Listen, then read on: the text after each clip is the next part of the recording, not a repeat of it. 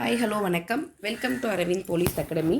இப்போ நம்ம என்ன பார்க்க போகிறோம் அப்படின்னு சொல்லி பார்த்தீங்கன்னா, எஸ்ஐ டெஸ்ட் பேட்சில் ஃபஸ்ட்டு டெஸ்ட் கொடுத்துருந்தோம். என்ன டாபிக் அப்படின்னு சொல்லி பார்த்தீங்கன்னா, ஜியாகிரஃபியில் இந்தியாவின் பகுதிகள், அதாவது ரீஜியன்ஸ் ஆஃப் இந்தியா அப்படின்ற டாபிக் வந்து டெஸ்ட் கொடுத்துருந்தோம். அதுக்கான ஆன்சர்ஸ் டிஸ்கஸ் பண்ணலாம். அதுக்கு முன்னாடி ஜியாகிரஃபியில் வேறு என்னென்ன டாபிக்ஸ் இருக்குது, அதில் என்ன மாதிரி கொஷின்ஸ் கேட்பாங்க அப்படின்னு சொல்லிட்டு பார்ப்போம். ஃபஸ்ட்டு வந்து நம்ம எஸ்ஐயில் வந்து ஜியாகிரஃபி வந்து ஒரு முக்கியமான டாப்பிக்கு. இந்த ஜியாகிரஃபி அதாவது புவியியல் வந்து மினிமம் 5 கொஷின்ஸ் வந்து 5 கொஷின்ஸ் கண்டிப்பாக கேட்டுடுறாங்க. அதுக்கு மேலும் இருக்கலாம், ஸோ குறைவாக இருக்கலாம். ஸோ ஜியாகிரஃபி வந்து நம்ம எஸ்ஐயில் வந்து ஒரு முக்கிய பங்கு வகிக்குது. ஸோ வந்து ஜியாகிரஃபிக்கு நம்ம நல்ல இம்பார்ட்டன்ஸ் கொடுத்தாகணும். நெக்ஸ்ட் வந்து என்னென்ன டாபிக்ஸ் இருக்குது அப்படின்னு சொல்லி பார்த்திங்கன்னா, ஜியாகிரஃபியில் இந்தியாவின் பகுதிகள். இந்த இந்தியாவின் பகுதிகள் அப்படின்னு பார்க்கும்போது அதில் நம்ம என்னென்ன படிக்கிற மாதிரி இருக்குன்னா, ஒரு இன்ட்ரடக்ஷன், அதாவது இந்தியா அப்படிங்கிறத விட ஹோலாவே என்னுடைய பூமி அதை பற்றி ஒரு இன்ட்ரடக்ஷன் வந்து கொஷின்ஸ் கேட்குறாங்க. அதுக்கப்புறம் இந்தியா எப்படி இந்தியாவோட அமைவிடம், அதனோட எல்லைகள், அதுக்கப்புறம் இயற்கை அமைப்புகள், அப்புறம் அதில் என்ன கடல் இருக்கா, பெருங்கடல் இருக்கா, தீவுகள் இருக்கா, அப்புறம் பீடபூமி இருக்கா, அந்த மாதிரி வந்து என்னென்ன இருக்கோ அதுலேருந்து கொஷின்ஸ் கேட்குறாங்க. அதுக்கப்புறம் ப்ளஸ் தமிழ்நாடு, அதாவது இந்தியா முடிஞ்சதுக்கப்புறம் அதிக இம்பார்ட்டன்ஸ் எதுன்னு கொடுக்குறாங்கன்னா தமிழ்நாடு. அதேமாதிரி தமிழ்நாடு லொக்கேஷன் என்ன, அதோடய எல்லைகள் என்ன, அதோடய இயற்கை அமைப்புகள் எப்படி இருக்குது, தமிழ்நாடை சுற்றி கடற்கரைகள் என்ன இருக்குது, அந்த மாதிரி சொல்லிட்டு ஸோ இதெல்லாம் சேர்ந்தது தான் இந்தியாவின் பகுதிகளில் கேட்டுட்ருக்காங்க. அதுக்கப்புறம் இந்த இந்தியாவின் பகுதிகள் வந்து அதிகமாக எந்த சப்ஜெக்ட், அதாவது எந்த கிளாஸில், அதாவது எந்த ஸ்டாண்டர்ட் புக்கில் அதிகமாக இருக்குதுன்னு சொல்லி பார்த்தீங்கன்னா 10th இருக்கக்கூடிய ஃபஸ்ட் லெசன்ஸை ஃபுல்லாகவே படித்தாலே போதும். எப்படின்னா 90% கொஷின்ஸ் வந்து இந்தியா 10th புக்கில் இருக்கக்கூடிய கொஷின்ஸ் தான் கேட்குறாங்க.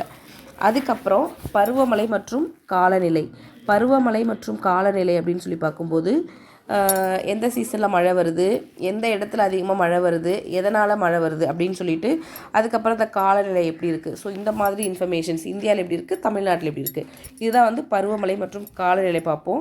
அதுக்கப்புறம் பயிர்கள் வந்து என்ன வகையான பயிர்கள் விளையுது, எங்கே விளையுது, ஸோ இந்த மாதிரி இன்ஃபர்மேஷன்ஸ். அதுக்கப்புறம் இந்திய நகரங்கள், அதுக்கப்புறம் அதில் வந்து என்ன கேட்குறாங்கன்னா மான்செஸ்டர் ஆஃப் இந்தியா எது, தமிழ்நாடு எது, ஸோ இந்த மாதிரி கொஷின்ஸ் வந்து இந்திய நகரங்கள் மற்றும் இடங்களில் கேட்குறாங்க. துறைமுகங்கள், ஓகே, நம்மளோட இந்தியாவை எடுத்துட்டாலும் தமிழ்நாடு எடுத்துட்டாலும் கடற்கரைகள் இருக்குது. ஸோ துறைமுகங்கள் என்னென்ன, எது முக்கியமான துறைமுகங்கள், எத்தனை துறைமுகங்கள் இருக்குது, அந்த மாதிரி இன்ஃபர்மேஷன்ஸ்லாம் வந்து எந்த துறைமுகங்கள் டாப்பிக்கில் பார்ப்போம். அதுக்கப்புறம் கனிமங்கள், ஸோ வந்து எந்த இடத்துல என்ன கனிமம் இருக்குது, அங்கே வந்து என்ன ப்ரொடியூஸ் பண்ணுறாங்க அப்படின்னு சொல்லிட்டு கனிமங்கள் மற்றும் தொழிற்கூடங்களில் பார்ப்போம். மின் உற்பத்தி நிலையங்கள் இந்தியாவில் என்ன இருக்குது, தமிழ்நாட்டில் என்ன இருக்குது, ஸோ வந்து மின் உற்பத்தி நிலையங்கள் பார்ப்போம். அதுக்கப்புறம் காடுகள், அதாவது வனங்கள் மற்றும் வனவிலங்குகள், அப்புறம் தேசிய பூங்காக்கள், ஸோ வந்து இதெல்லாம் என்னென்ன இருக்குது, இங்கே என்னென்ன வனவிலங்குகள் எந்த ஃபாரஸ்ட்லேயே அதிகமாக இருக்குது, எதில் அதிக மரங்கள் இருக்குது, பசுமை மாறா காடுகள் எது, அந்த மாதிரி எல்லாமே இதில் தான் பார்ப்போம். அதுக்கப்புறம் இந்தியாவில் மக்கள் தொகை பரவல், இந்தியாவில் வந்து மக்கள் தொகை எவ்வளோ இருக்குது, எந்த ஸ்டேட்டில் அதிகமாக இருக்குது, எந்த ஸ்டேட்டில் குறைவாக இருக்குது, ஸோ இந்த பாலின விகிதம், எழுத்தறிவு, கல்வி அறிவு, ஸோ இந்த மாதிரி மக்கள் தொகை வந்து எப்படி பரவியிருக்காங்க அப்படின்னு சொல்லிட்டு இந்த இன்ஃபர்மேஷன்ஸ் எல்லாம் இந்தியாவின் மக்கள் தொகை பரவலில் பார்ப்போம். ஸோ இதுதான் ஓவராலாக சிலபஸ். இப்போ வந்து நம்ம ஜியாகிரஃபி அப்படின்னா ஜியாகிரஃபி பற்றி ஒரு சின்ன இன்ஃபர்மேஷன்ஸ் பார்ப்போம். ஃபஸ்ட்டு ஜியாகிரஃபி அப்படின்னா ஜியோ ப்ளஸ் கிராஃபி அப்படின்னு சொல்லி நம்மளால் பிரிக்க முடியும். ஜியோ அப்படின்னா பூமி அப்படின்னு சொல்லிட்டு அர்த்தம். ஸோ பூமியை பற்றி படிக்கக்கூடிய அந்த பிரிவுக்கு பேர் தான் ஜியாகிரஃபி அப்படின்னு சொல்கிறது. ஸ்டடி ஆஃப் எர்த்து தான் ஜியாகிரஃபி அப்படின்னு சொல்லப்படுது. ஓகே, இப்போ ஜியாகிரஃபி புவியியலின் தந்தை யார் அப்படின்னு சொல்லி பார்த்தீங்கன்னா எரட்டோஸ்தீனஸ்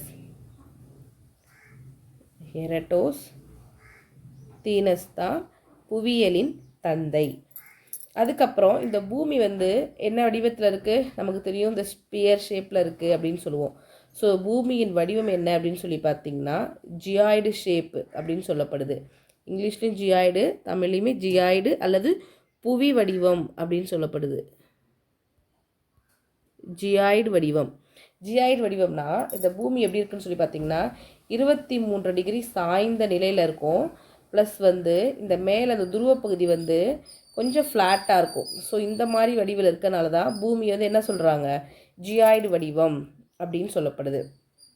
அதுக்கப்புறம் பார்த்திங்கன்னா நம்ம பூமி வந்து என்ன சொல்கிறாங்கன்னா ஒரு அடர்த்தியான கோள் அப்படின்னு சொல்கிறாங்க, நீலக்கோள் அப்படின்னு சொல்கிறாங்க.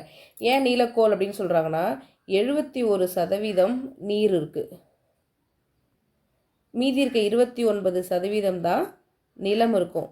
ஸோ அதனால தான் நம்மளுடைய பூமியை வந்து நீலக்கோள் அப்படின்னு சொல்கிறாங்க. நம்மளுடைய பூமிக்கு ஒரே ஒரு துணைக்கோள் இருக்கும், அதுதான் வந்து சந்திரன். அதுக்கப்புறம் இந்த பூமியில் வந்து கற்பனையாக கோடுகள் போட்டிருப்பாங்க. கற்பனை கோடு, அதாவது அச்சக்கோடு தீர்க்கக்கோடு அப்படின்னு சொல்லிட்டு கற்பனையான கோடு வரைந்தது அப்படி யாருன்னு சொல்லி பார்த்தீங்கன்னா தாலமி. தாலமி யார் அப்படின்னு சொல்லி பார்த்தீங்கன்னா தாலமி அவர் வந்து புவியியல் ஆய்வாளர்.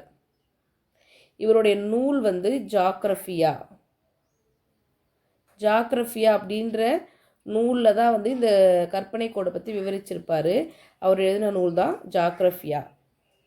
அச்சக்கோடு தீர்க்கக்கோடு அப்படின்னா அச்சக்கோடு வந்து கிடைமட்டமாக வரையக்கூடிய கோடு தான் அச்சக்கோடு, செங்குத்தாக வரையக்கூடிய கோடு தான் தீர்க்கக்கோடு. ஸோ இந்த மாதிரி கற்பனை கோடை வரைஞ்சவர் தான் தாலமி. ஓகே, இப்போது நிறைய இன்ஃபர்மேஷன்ஸ் வந்து நம்ம அப்படியே கொஷின்ஸை பார்த்துட்டு அந்த ஆன்சர் டிஸ்கஸ் பண்ணும்போது பார்ப்போம். இப்போ நம்ம கொஷின்ஸ்குள்ளே போகலாம்.